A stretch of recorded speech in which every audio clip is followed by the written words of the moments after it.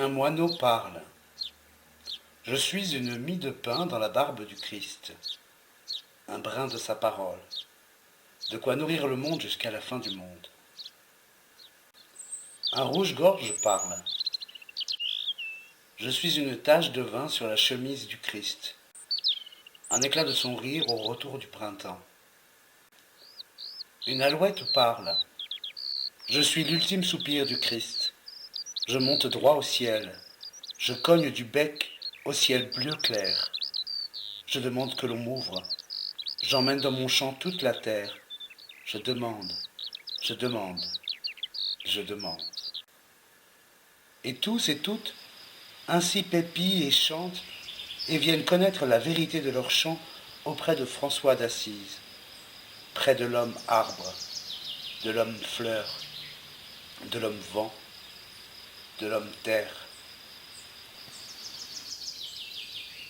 Les oiseaux sont les premiers locataires de la Bible, bien avant l'apparition de l'homme, juste après l'éveil de Dieu.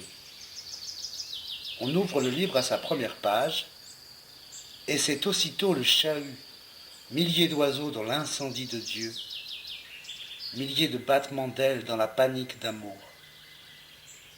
On entre dans la Bible par la Genèse. On est dans la Genèse comme dans la cage thoracique de Dieu, à même le diaphragme. À chaque marée du souffle, le monde se soulève. Des couches entières du monde surgissent.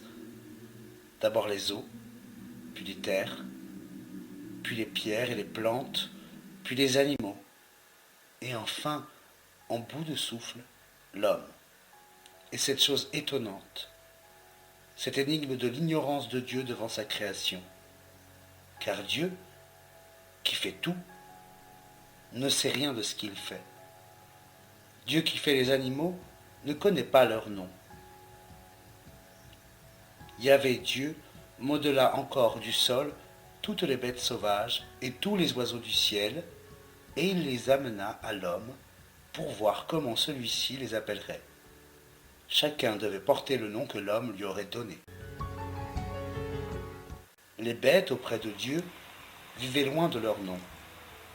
Elles gardent en elles quelque chose de ce premier silence.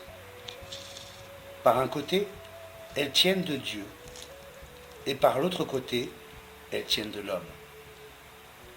Elles errent, craintives, entre les deux.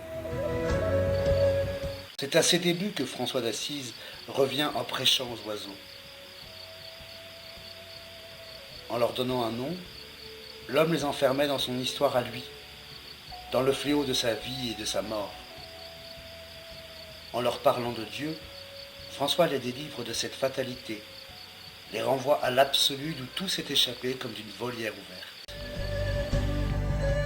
Il parle aux hirondelles et s'entretient avec les loups. Il entre en réunion avec des pierres et organise des colloques avec des arbres. Il parle avec tout l'univers, car tout a puissance de parole dans l'amour, car tout est doué de sens dans l'amour insensé. Il est chrétien, donc juif.